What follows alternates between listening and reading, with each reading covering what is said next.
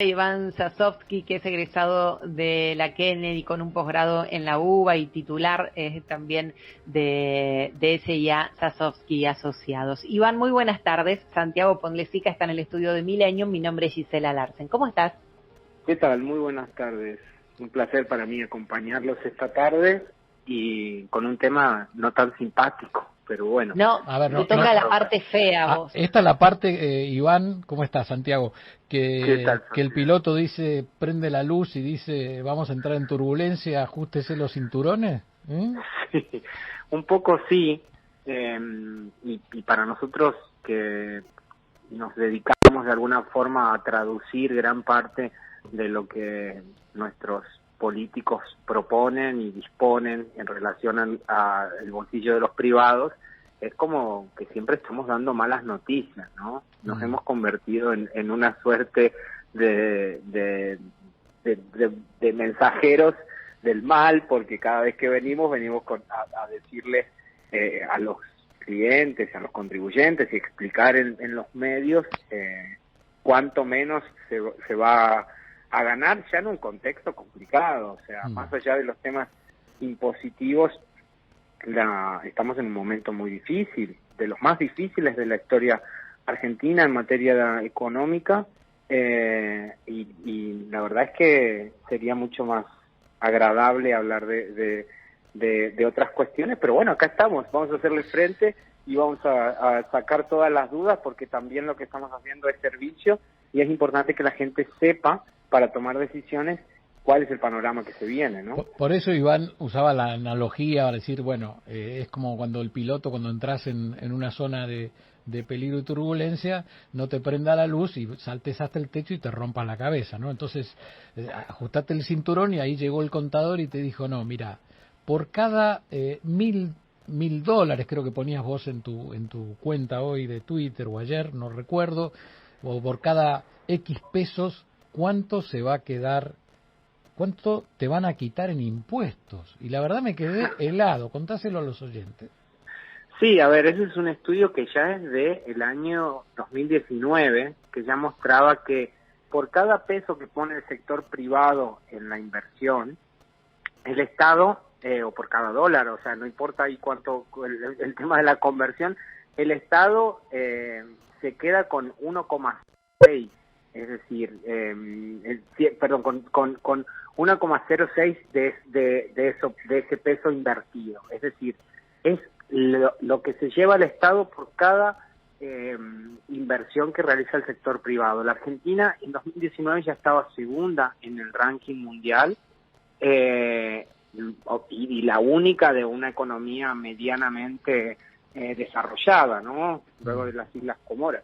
Entonces, claramente hemos quedado desfasados del resto de los países, y eso, para que la gente entienda, se traduce en menor inversión y en menor trabajo para los argentinos, y por supuesto en mayor pobreza, ¿no? Y en una profundización de los problemas existentes en nuestro país, que la gente ya los conoce de memoria, pero que en un contexto como en el que estamos, una suba de impuestos, es decir, ya en 2019 estábamos en esos niveles, por lo tanto no estamos considerando aumentos que hubo del impuesto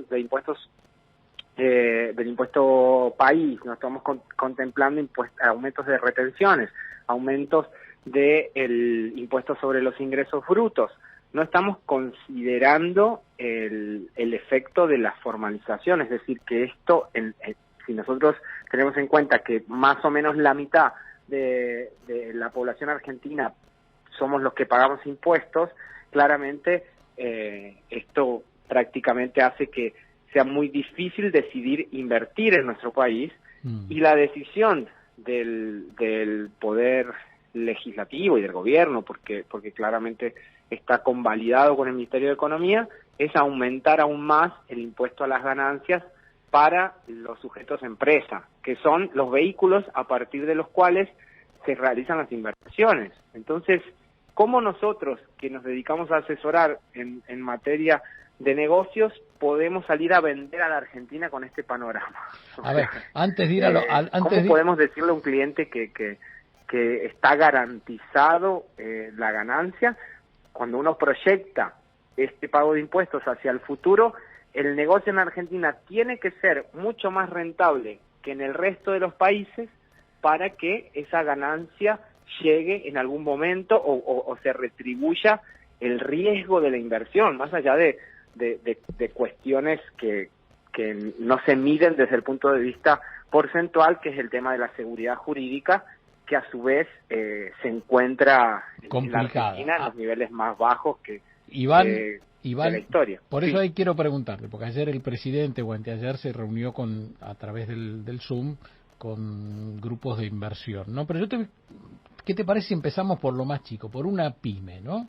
Entonces, Gisela ha decidido poner un salón de fiesta con una heladería y por cada 100.000 pesos que gane, ¿cuánto va a tener? 100.000 pesos estoy diciendo, ¿eh? No te estoy diciendo 1.000.000. Si querés ponerle 1.000.000, porque Gisela es muy simpática y por ahí toda la gente de La Plata va a comprar helados y va a la casa de fiesta de Gisela. ¿Cuánto va a tener que pagar una empresa pyme por cada 100.000 pesos que gane? Por cada 100.000 pesos, el Estado se va a quedar con 106.000. En principio... La va a mandar a ver, esa es la pregunta cuando leí tú. Entonces, prácticamente el Estado la va a mandar a la quiebra. No, pero esperen que me están arruinando el proyecto, mi proyecto de heladería, esperen. Esos 100.000 que yo gano, ¿los gano mensualmente? Sí.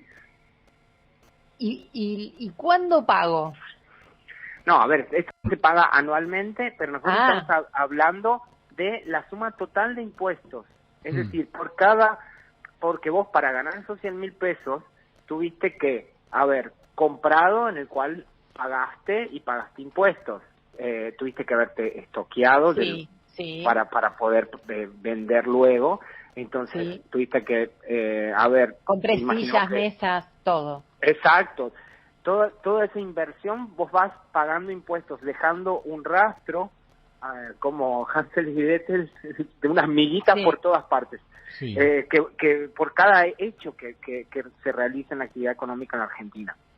Esto en nuestro país es mucho más engorroso que en otros, porque nosotros tenemos retenciones, impuestos al débito y crédito, cuestiones que no existen en otros países, pero si al final del año decís, bueno, ¿cuánto me quedó de todo lo que trabajé? Sí. Bueno, de todo el trabajo te quedaron 100.000 pesos. Ok, y si junto todas las miguitas que fui dejando a lo largo del año, ¿cuántas miguitas junté? Bueno, 106. Es decir, por cada 100 que gane el privado, el Estado se queda con 106.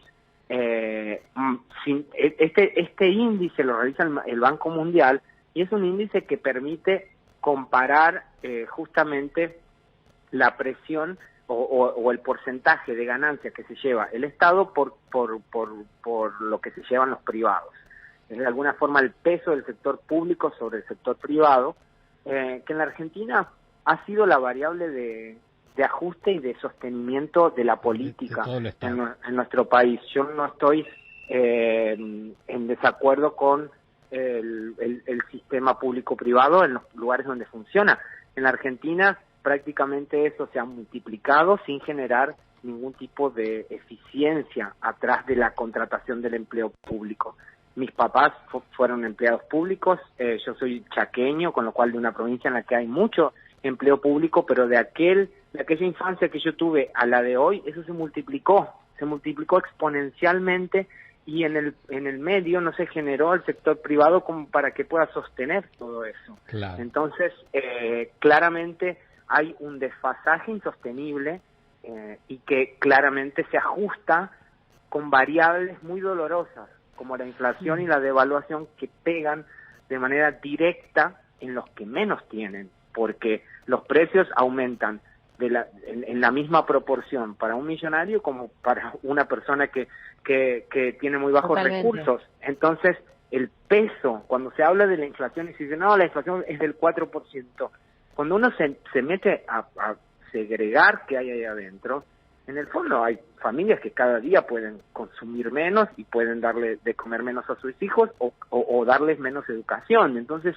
estamos en un planteo bastante complicado, porque cuando el sector privado no alcanza a financiar el peso del sector público, hay dos formas de financiarlo. El otro día lo dijo claramente el ministro de Economía con Carlos Pani. Sí. Es la emisión o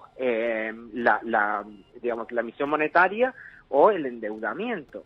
La Argentina tiene cerrado el endeudamiento porque claramente, de alguna manera, no cumplimos con nuestros contratos hasta este momento, que somos el país que más defaults tiene en la historia, con lo cual no somos creíbles.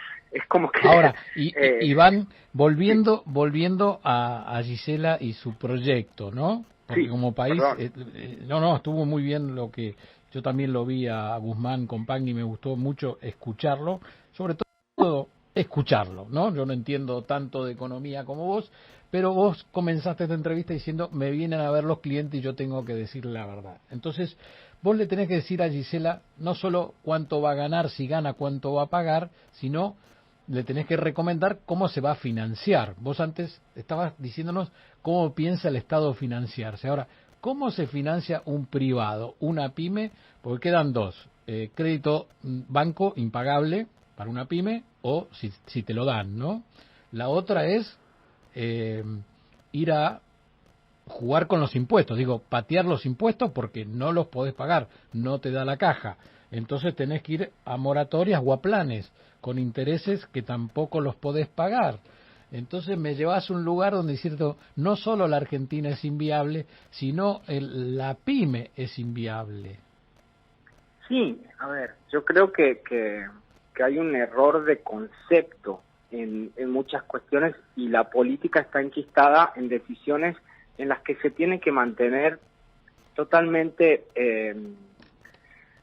ajena o no en los términos en los que se está haciendo. Por ejemplo, el aumento que hay para los empleados de ganancias para los empleados en relación de dependencia, que en la situación en la que estamos, a ver, yo siempre defiendo la baja de impuestos porque claramente eso implicaría que vamos en una senda correcta, pero en este caso es el sector de la economía que más estabilidad tiene. Sí. Un autónomo o un monotributista no tiene esos beneficios. Te digo esto para poder explicarte lo que me estás consultando. Entonces, darles un beneficio directamente al beneficiario final y no a la cadena que genera valor, que en este caso podría ser cualquier proyecto. Una cadena productiva, digamos. Exacto. Cuando justamente se incentiva a los extremos de la cadena y no a los sectores que generan reactivación y que generan ganancias, es como que estás comiéndote los huevos de la gallina de oro, digamos, porque te estás comiendo el resultado y el que debe generar empleo para justamente generar un círculo virtuoso, lo estás castigando porque hay un proyecto en el que no solo se fomenta de alguna manera la baja de impuestos al sector que más estabilidad tiene en la economía, sin solucionar el problema, que es el de la inflación, que es por el cual de alguna forma se paga más ganancias por lo que se ajustan los sueldos, sino que también estás aumentando el impuesto a quien le debería generar trabajo y hacer que más personas se queden en relación de dependencia. ¿Y por qué metía la política?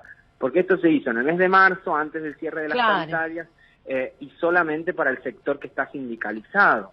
Entonces, ahora, Iván, mientras tanto, una cosita más, y mientras tanto se aumentó prácticamente en el mismo momento, se suspendió el pacto fiscal liberando a las provincias para que puedan aumentar el impuesto sobre los ingresos brutos, que a diferencia de ganancias, el impuesto sobre los ingresos brutos vuelve a ser regresivo porque les pega a los más pobres mucho más que a los ricos. Entonces, realmente estamos tratando de solucionar un problema de fondo, como es la presión de los impuestos, o estamos tratando de tapar el sol con la mano en un momento en el que el horno no está para bollos, digamos. Iván, mi pregunta era, acá hay un montón de políticos que están avalando esto. Hay oficialismo y oposición que está avalando esto. Es que tocas un punto espectacular. En la suba de impuestos, tanto el oficialismo como la oposición son socios. porque hay una corporación política que necesita bancar el sector público. Es decir, cada uno de los diputados, senadores, del oficialismo y de la oposición tiene una cantidad de contratos, así como Vicky Honda salió a ofrecer contratos en el INADI. Bueno, eso mismo, si uno va por cada funcionario que ha sido designado o votado, tanto el oficialismo como la oposición tienen una cantidad de recursos que sostener. Con lo cual, en la suba de impuestos, ambos son socios. Y no hay oposición ahí. No hay ningún proyecto disruptivo al respecto. Hay una cosa que para mí fue imperdonable, que es que la oposición en su momento presentó un proyecto para un impuesto a la riqueza para que estableció las bases para que luego el oficialismo vaya y lo termine aprobando. ¿Con qué autoridad va a poder cuestionar ese tipo de acciones? Sabiendo que le iba a pegar al inversor argentino por sobre el extranjero, castigando la generación de trabajo. Realmente me sorprende y agradezco el espacio para poder hablar sobre estos temas, porque es un punto muy particular el hecho de que no hay oposición en materia de impuestos. Iván, ¿qué te pareció? Antes hablamos de este encuentro de Carlos Pagni con el ministro Guzmán. ¿Cómo lo escuchaste? Bien, a ver, yo creo que me pareció interesante que pueda hablar con medios no alineados políticamente con el gobierno. Para destacar eso, para destacar. Sí, y creo que fue una entrevista. Yo el año pasado Carlos me había entrevistado a mí y yo ni lo conocía, y él no se guarda nada al momento de preguntar. No. Es uno de los periodistas más destacados del país, y creo que le preguntó todo lo que quería preguntarle. Los cuestionamientos que hizo respecto a los temas impositivos eran acertados, pero me parece que es un momento en el que, por ejemplo, el cuestionamiento que hace Carlos al ministro sobre la importancia que tiene que tener para la economía el hecho de que cada vez seamos más los vacunados, el ministro no supo qué decir. Dijo que no era su área, ¿no? Que no era su área. Sí. Deberíamos estar todos atrás del proceso de vacunación. Ahora, ¿eso es una falla para vos del ministro de Economía o de una coordinación del gobierno en general, del presidente y el jefe de gabinete? ¿Cómo lo sentiste? Yo creo que cuando hay una especulación política de la vacunación, parece como que no es área de economía, cuando es fundamentalmente el área de economía. Los países que más vacunaron, lo primero que hicieron fue reabrir los negocios. Entonces, más allá de los encuentros familiares y de cuestiones afectivas, la economía quedó demostrada que no hay salud sin economía, como en algún momento dijo el gobierno. Y que el ministro en esta entrevista no haya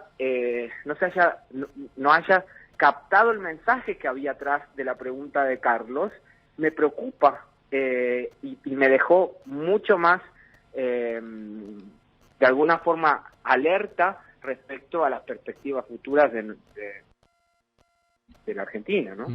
Eso nos dejó preocupado a todos.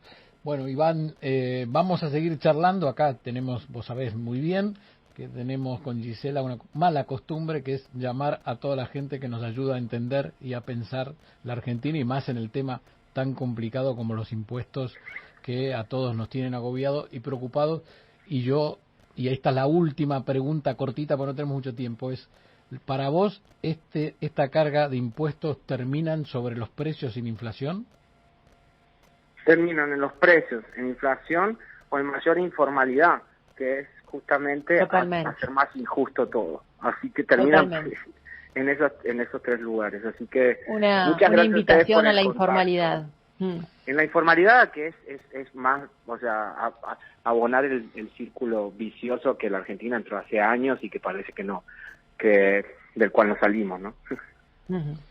Iván, gracias por estar con nosotros, te agradecemos, te vamos a volver a molestar y que tengas una linda tarde.